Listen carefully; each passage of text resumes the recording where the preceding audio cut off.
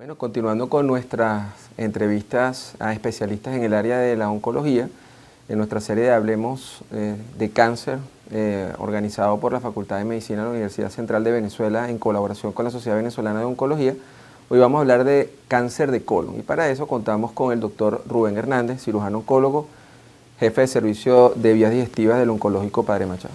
Gracias por aceptar la invitación, Rubén. Gracias a ustedes por el honor de la invitación y a la Universidad Central también por el tema de las vías digestivas del cáncer de colon, parece que todo se orientara a cáncer de cuello uterino, cáncer de ovario, mama, cáncer de pulmón también, pero el cáncer de vías digestivas, el cáncer de colon específicamente, es una entidad oncológica importante en nuestro país. Entonces quisiéramos que nos pusieras en contexto cómo es la situación en cuanto a incidencia y mortalidad de esta enfermedad en Venezuela. Bueno, la incidencia es estimada porque no hay estadísticas que registren los diagnósticos que hacen los gastroenterólogos todos los días en su consulta o a nivel hospitalario. Lo que sí tenemos son cifras de mortalidad y el anuario de mortalidad del 2012 reporta que hay alrededor de 6.000 muertes por neoplasias del tracto gastrointestinal.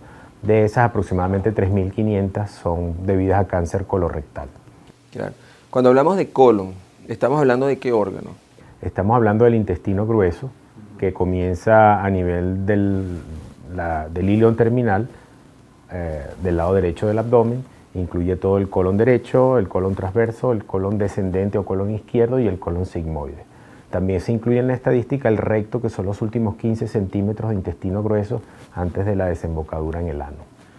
Si definiéramos qué es cáncer de colon, ¿cómo lo definiría? El cáncer de colon se define como el crecimiento anormal de células tumorales de la mucosa del intestino grueso, que inicialmente empieza como una lesión polipoide y termina creciendo hasta conformar un tumor que de acuerdo al tamaño puede obstruir o puede sangrar y también puede dar metástasis.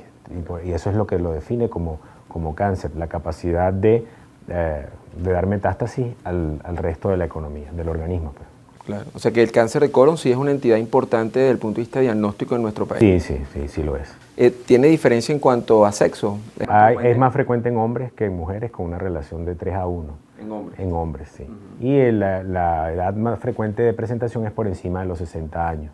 Es raro en menores de 40 años, pero sin embargo hay algunos casos esporádicos o familiares que se pueden presentar en pacientes jóvenes. Claro. Cuando hablamos de factores de riesgo, uno puede, sobre todo pensando en la prevención de la enfermedad o en la pesquisa, ¿hay algunos factores de riesgo que estén involucrados en la aparición de la enfermedad? Como tal, un factor de riesgo que se haya identificado no. Sin embargo, sí se sabe que las dietas altas en grasa y altas en proteína animal y el estreñimiento crónico, la gente que no come fibra, que no come vegetales, expone la mucosa del intestino a las sales biliares. O sea, las sales biliares que produce el hígado y los ácidos biliares son utilizados para digerir las carnes y digerir las grasas. Entonces, unas dietas ricas en grasa o ricas en carnes rojas hay una teoría que establece que el contacto con esas sales biliares durante largo tiempo, y si padeces estreñimiento, produce una inflamación crónica de la mucosa y eso puede producir carcinoma colorectal. Pero realmente no hay una demostración 100% fidedigna. Lo que sí hay es factores de riesgo hereditarios genéticos en un porcentaje de los carcinomas de colon, alrededor de un 15%. Pero una dieta pobre en fibra es básicamente el factor de riesgo más importante. Claro. Como estas son una conversación dirigida a la comunidad, básicamente, hay muchos mitos dentro de la sociedad. Tocaste uno que es importante, el del estreñimiento, por ejemplo, la dieta, la alimentación. También le preocupa a la comunidad el tema de tener antecedentes previos de alguna enfermedad en el colon, divertículos, inflamaciones, úlceras, pólipos. ¿Qué relación pueden tener con la enfermedad? Okay. Voy a empezar por lo último. La relación pólipo-cáncer está demostrada. Ocurre una mutación en las células de la mucosa del intestino y en un lapso de 4 a 5 años ese pólipo que va creciendo en la mucosa del intestino, inicialmente tubular, aumenta. Hay distintos tipos de pólipos. Hay pólipos hiperplásicos, hay pólipos tubulares. Los que aumentan el riesgo de padecer de carcinoma de colon son los pólipos tubulovellosos. Esos pólipos tubulovellosos hay mutaciones que ocurren en el núcleo de la célula de la mucosa que con el tiempo pueden conducir al desarrollo de un carcinoma. Ese pólipo inicialmente es una excrescencia dentro de la mucosa y con el tiempo se va convirtiendo en una tumoración más grande. Hay trastornos inflamatorios como la rectocolitis ulcerosa y la enfermedad de Crohn, que son enfermedades inflamatorias del intestino grueso, que también aumentan el riesgo de padecer de carcinoma de colon. Por ejemplo, la rectocolitis ulcerosa aumenta el riesgo de padecer de cáncer de colon en alrededor de 1% por año de tiempo de que has padecido la rectocolitis ulcerosa. Entonces, al término de 20, 30 años, pues el riesgo puede llegar a un 20, un 30%, y entonces el riesgo ya es importante de padeciendo rectocolitis ulcerosa o enfermedad de Crohn. El estreñimiento per se no aumenta el riesgo de enfermedad de colon, la enfermedad diverticular tampoco. Ahora, tener un familiar con el antecedente de cáncer de colon, ¿eso te obliga a que sea más preventivo, que tengas que acudir antes al especialista? Sí, bueno, hay un porcentaje de pacientes que padecen de cáncer de colon que pudieran tener una alteración genética hereditaria, y eso es alrededor del 15%. El resto, el 85, el 75% de los pacientes es la variedad esporádica, o sea, no tienen por qué tener antecedentes. Sin embargo, hay un grupo de enfermedades hereditarias como la poliposis familiar adenomatosa, el cáncer colorectal hereditario no polipósico, el síndrome de Peutz-Jeghers, que son síndromes hereditarios que sí se ve varios familiares dentro de un mismo grupo familiar que han padecido o padecen de cáncer de colon. ¿Esos familiares ya están prácticamente dentro de un esquema de estudio o algo? Sí, normalmente cuando uno hace el interrogatorio o la historia clínica del paciente, interroga si ha habido otros familiares con que han padecido de cáncer de colon. Si hay más de 2 familiares en línea directa que hayan padecido de cáncer de colon antes de los 30 años, ellos tienen un riesgo de padecer de carcinoma colorectal hereditario no polipósico.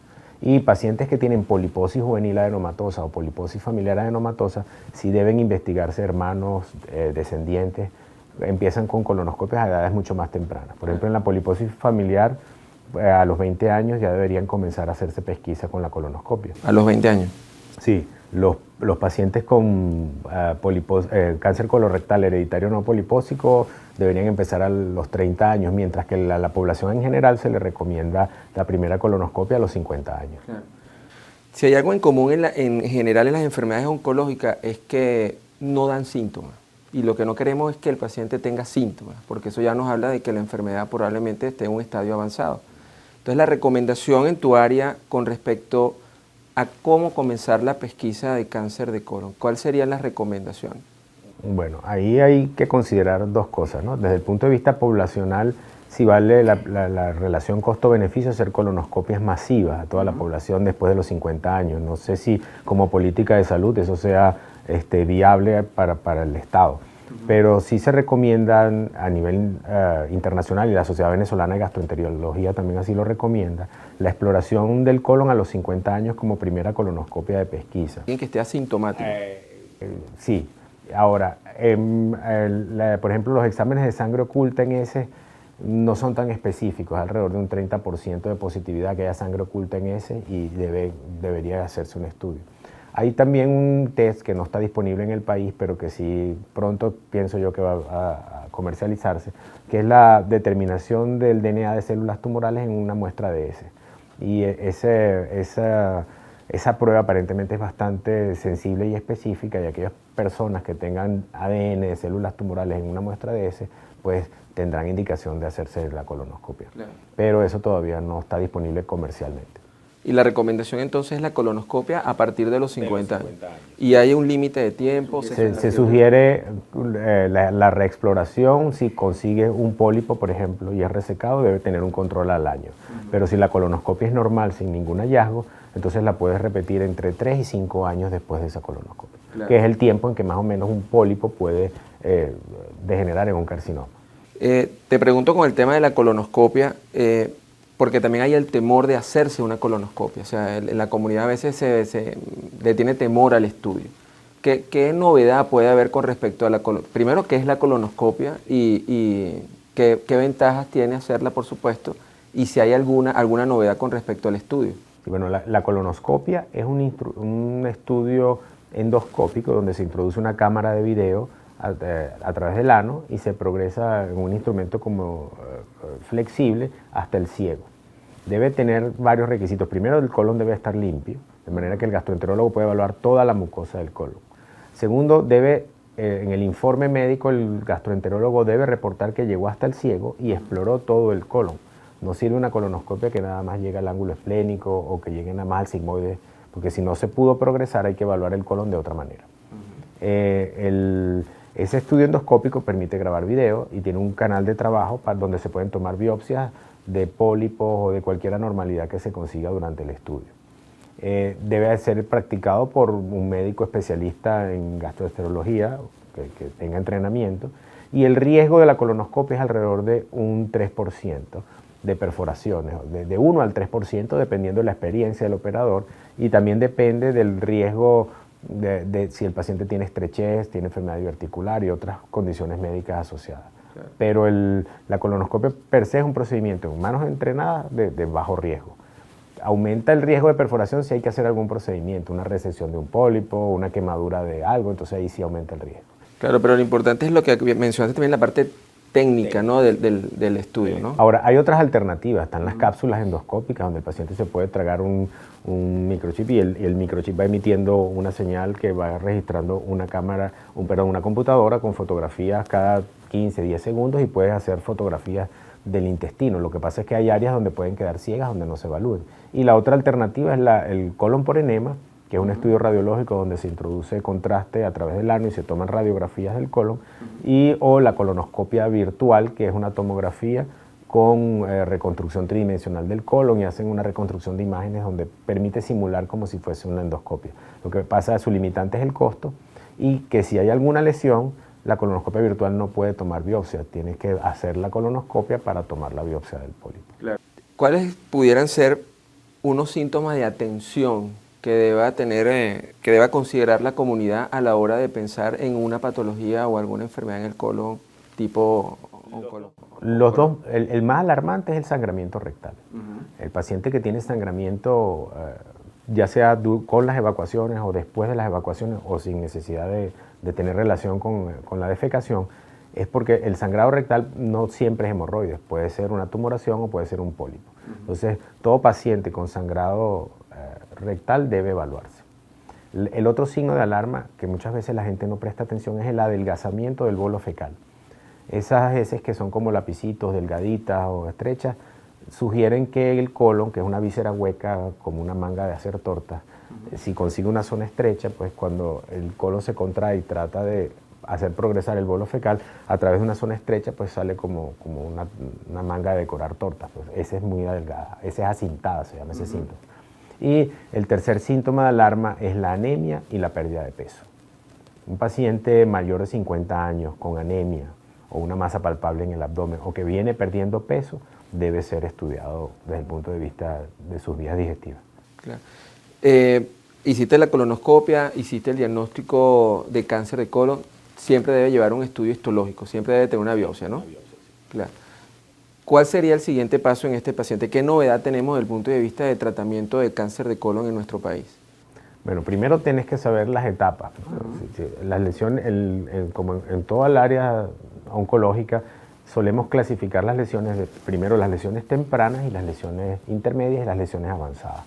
Las lesiones tempranas son pólipos pequeños que el gastroenterólogo los extirpa en su consulta o en su unidad de endoscopia y le reporta un adenoma tubulovelloso con, por ejemplo, un carcinoma in situ en la cabeza del pólipo. Si ese pólipo es resecado endoscópicamente y el tallo está libre, ese paciente está tratado y está curado, no habría que hacerle más nada. Solamente su seguimiento colonoscópico anualmente. Es una ventaja de haberse hecho la colonoscopia de forma preventiva. Siempre ha habido un tabú con el tema de la laparoscopia y el tratamiento del cáncer, y en este caso el cáncer de colon. ¿Es un procedimiento que se puede utilizar? Es un procedimiento que se puede utilizar, es seguro, en manos entrenadas. Y no hay diferencias en cuanto a radicalidad, en cuanto al número de ganglios que se resecan o al pronóstico de ese paciente una vez resecado el colon. Sin embargo, hay 3 requisitos importantes. Primero, que sea con una persona entrenada en hacer cirugía laparoscópica y cirugía oncológica. Segundo, que dispongas de la tecnología. Y tercero, que las lesiones sean menores de 5 centímetros de diámetro en cuanto a la masa del colon. Porque si tienes que hacer una incisión para un tumor más grande, de más de 10 centímetros, pues no, pierdes el beneficio de la cirugía de laparoscopia. Claro. Sin embargo, puedes hacer la movilización del colon por laparoscopia, utilizar incisiones más pequeñas o sacarlo. Tiene algunas ventajas todavía el abordaje laparoscópico. En el centro donde tú trabajas, pues el porcentaje de pacientes con cáncer de colon es importante. ¿Cómo suelen consultar los pacientes al servicio? ¿En qué estadios? ¿En qué situación? Por lo general los pacientes ya vienen con diagnósticos estudiados de su gastroenterólogo o por el servicio de gastroenterología. Vienen en estadios intermedios o avanzados. Te lo pregunto porque la idea es para que la comunidad sepa de la importancia de la pesquisa, ¿no? No dejar avanzar la... No dejar de avanzar la lesión porque las lesiones tempranas tienen una posibilidad de curación de un 99%. Cuando ya tenemos lesiones intermedias, eso puede caer a un 70 o un 80% de curación a 5 años.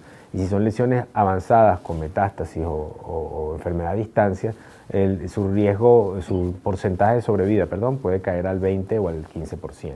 Claro. En el manejo, el tratamiento del cáncer de colon, aparte de la cirugía, ¿hay algún otro tratamiento que utilicen ustedes? Sí, bueno, para las lesiones que han salido ya del órgano, que no están que han diseminado a los ganglios regionales o han dado enfermedad metastásica a distancia como pulmón e hígado, hay que dar un tratamiento adicional en el caso del cáncer de colon. En el caso del cáncer de colon, ese tratamiento usualmente es la quimioterapia. Casi todos los regímenes están basados en una droga que se llama 5-fluoracilo y pues se acompaña de una segunda droga que puede ser irinotecan o el oxaliplatino. Estos medicamentos se utilizan para pacientes que tienen enfermedad metastásica ganglionar regional y se les puede asociar a anticuerpos monoclonales, que son terapias dirigidas a receptores de membrana en la célula tumoral, que se utilizan para pacientes con enfermedad metastásica. En la experiencia de tu servicio, que el paciente busque medicinas alternativas, otras opciones de tratamiento, suele ser... Eso es común en el área de la oncología. El paciente tiende a buscar cualquier esperanza que lo ayude a curarse. Nosotros no nos oponemos a que el paciente haga ejercicio, haga dieta, se pueda tomar alguna medicina natural, pero que cumpla su tratamiento oncológico también. El tratamiento de las neoplasias demostrado hoy en día que prolonga la sobrevida y el tiempo libre de enfermedad es la quimioterapia convencional. En recto hay que añadir la radioterapia como tratamiento adicional o adyuvante porque la pelvis tiene otras consideraciones. Bueno, le agradecemos mucho al doctor Rubén Hernández por esta interesante conversación. ¿Alguna recomendación o mensaje final para la comunidad? Bueno, la recomendación que yo le hago a la comunidad, yo diría que la más importante es no tener miedo. Si tienen síntomas, consulten al médico, no tengan miedo a hacerse las exploraciones diagnósticas, porque un diagnóstico temprano puede significar la curación de una enfermedad en su etapa inicial. Y, por ejemplo, los pacientes con enfermedad avanzada pueden incluso tener una esperanza de curación si son tratados de manera oportuna y por personal calificado. Un buen regalo de cumpleaños al cumplir 50 años es una colonoscopia y creo que vale la pena evitar el riesgo. Perfecto.